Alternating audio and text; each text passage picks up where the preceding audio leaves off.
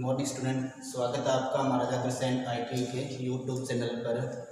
तो आज अपने जो इलेक्ट्रीशियन फोर्थ सेमेस्टर के विद्यार्थी है जिनका एग्ज़ाम नेक्स्ट मंथ में या अगस्त या सितंबर में होने वाला है, तो उनके लिए टॉपिक है अब कंट्रोल पैनल एंड एक्सेसरीज।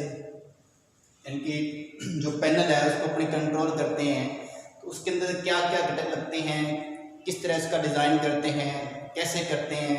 तो बहुत ही अपने एक एक पॉइंट के बारे में इसके बारे में पढ़ेंगे और बताऊंगा आपको क्या क्या सामग्री अपने एक पैनल बोर्ड पर लगाते हैं, अपने क्यों लगाते हैं, लगाने का उद्देश्य क्या है अपना पैनल बोर्ड, उसके बारे में अपने एक एक लाइन से अपने इसका अध्ययन करेंगे।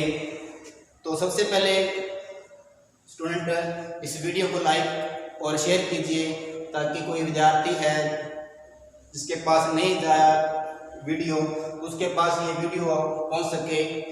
तो करते हैं अपने टॉपिक स्टार्ट। फिर तो मशीन कंट्रोल पैनल की आवश्यकता क्यों पड़ी, ये अपने इसकी आवश्यकता क्यों पड़ी, तो सुन लीजिए, ध्यान दीजिए। जब लिख रहा हूँ मैं, जिस माध्यम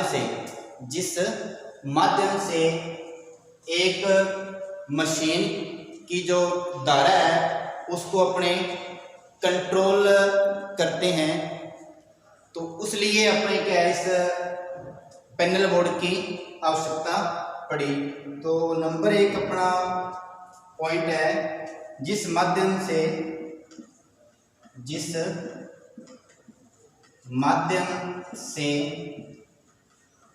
विद्युत धारा को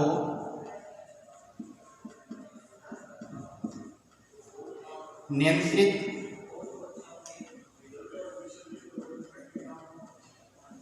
किया जा सके, तो उसको अपने क्या बोलते हैं, कंट्रोल पैनल बोलते हैं।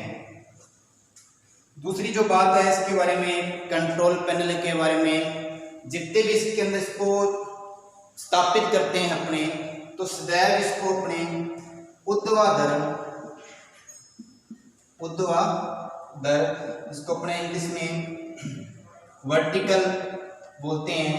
तो हमेशा एक कंट्रोल पैनल को ऊर्ध्वाधर अवस्था में स्थापित किया जाता है, ऊर्ध्वाधर अवस्था में स्थापित किया जाता है। नंबर 3, एक पैनल बोर्ड के अंदर जितने भी स्विच है एक समान दूरी पर स्थापित किए जाते हैं। पैनल बोर्ड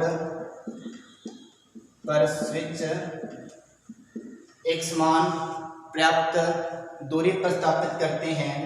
जितनी भी एक्सेसरीज है, सहायक सामग्री है, तो उसको एक अपने निश्चित कार्यक्रम में यानी कि एक निश्चित दूरी पे इसको अपने स्थापित करते हैं। और एक जो मोस्टली इम्पोर्टेंट बात है जो एग्ज़ाम के अंदर पूछता है, एक मशीन कंट्रोल पैनल का आकार यानी कि जो उसका आकार है वो किस पे डिपेंड करता है, तो वो मशीनों की संख्या पर डिपेंड करता है। पैनल बोर्ड का आकार मशीनों की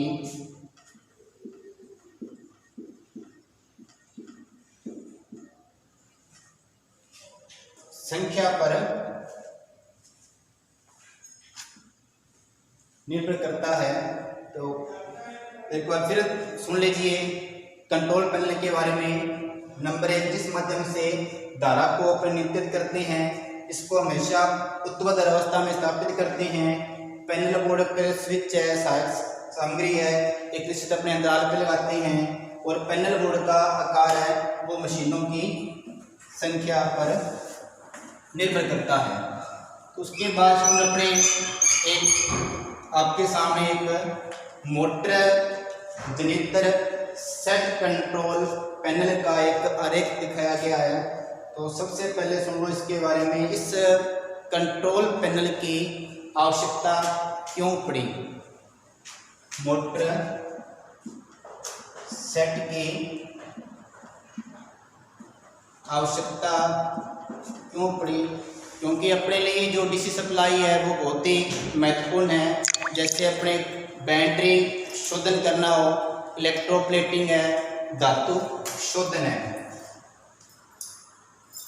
इलेक्ट्रोप्लेटिंग, विद्युत शोधन, कृषण आदि के लिए एक डीसी सप्लाई की आवश्यकता होती है। तो इसीलिए एक मोटर हीटर सेट अपने कंट्रोल पैनल काम में लेके आते हैं। तो इसके बारे में अपने पढ़ते हैं। तो नंबर 1,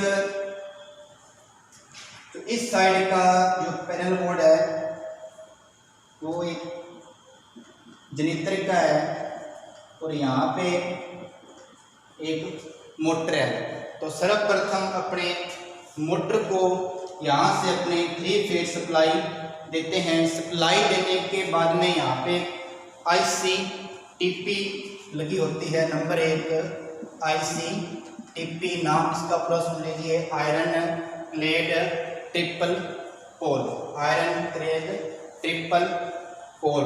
तो इसको चेंज करने के लिए, ऑन ऑफ करने के लिए टिप्पी लगी होती है। टिप्पी के बाद में एक स्टार डेल्टा स्टार्टर लगा होता है। सेकेंड नंबर आपका स्टार डेल्टा स्टार्टर लगा होता है। तो इसका जो मेन काम है, मोटर को पहले स्टार में स्टार्ट करना ताकि मोटर आपकी जले ना। उसके बाद में मोटर को डेल्टा में कन्वर्ट कर देना। नंबर 1, पहले मोटर को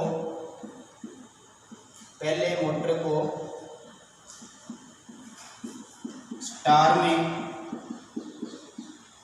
फिर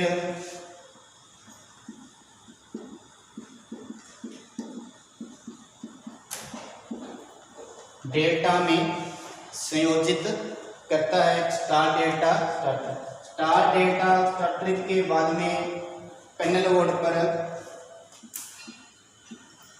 एसी वोल्टमीटर और एसी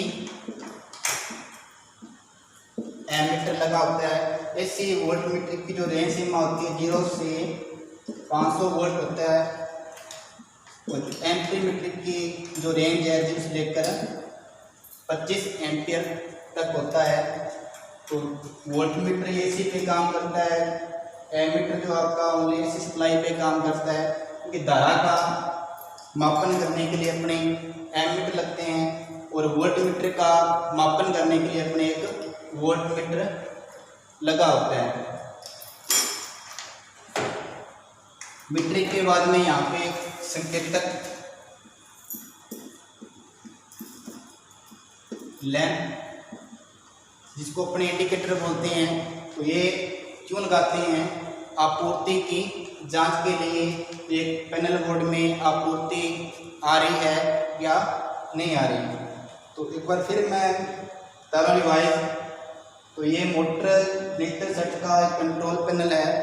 तो इस तरह से मोटर का डायग्राम दिया हुआ है और इस साइड में जनित्र का डायग्राम दिया हुआ है। सर्वप्रथम इस मोटर में आईसीटीपी लगी होती है, आईसीटीपी में 3 फेज सप्लाई होती है। उसके बाद में आपका स्टार डेल्टा स्टार्टर लगा होता है जो मोटर को पहले स्टार में फिर डेल्टा में कन्वर्ट करता है। उसके बाद में वोल्टमीटर लगा होता है जो वोल्टेज का मापन करता है। उसके बाद एमीटर जो कि श्रेणी क्रम में लगा होता है, इसलिए धारा का मापन करने के लिए वोल्टमीटर आपका समांतर क्रम में लगा होता है वोल्टेज के मापन के लिए। उसके बाद में आपके संकेतक लैंप लगे होते हैं जो सप्लाई की आपूर्ति जानने के लिए होती हैं। उसके बाद में जो मोटर है वो यहाँ पे जनरेटर से एक युग्मन यानी कि कपलिंग की होती है। तो मोटर घूमती है तो उसका जो जनरेटर है, जनरेटर भी घूमता है। तो जनरेटर में यहाँ पे आईसीडीपी लगी होती है। आईसीडीपी का नाम पूरा आयरन कवर्ड एक्लेट डबल पोल कहते हैं। उसके बाद में आईसीडीपी के बाद में फील्ड रेगुलेटर लगा होता है, जो यंत्र की स्पीड जिसका वेरिएशन है उसको कंट्रोल करने के लिए फील्ड रेगुलेटर लगा होता है। फील्ड रेगुलेटर के बाद में वोल्टमीटर डीसी जो वोल्टेज आपूर्ति है उसके मापन के लिए लगा होता है, और डीसी धारा का मापन के लिए एमीटर लगा होता है। तो जो आपका एमीटर है वो डीसी धारा का मापन करता है। तो ये था स्टूडेंट एक मोटर जनित्र सेट का कंट्रोल पैनल। इस वीडियो को सब ज़्यादा से ज़्यादा लाइक कीजिए, शेयर कीजिए। जो ITI फोर्थ सेमेस्टर के विद्यार्थी हैं उनके लिए ये टॉपिक बहुत ही महत्वपूर्ण है। तो ठीक है, मिलते हैं कल। इसकी जो सेकंड क्लास है, ये क्लास नंबर आपकी 1 थी, तो क्लास सेकंड में मिलते हैं। धन्यवाद।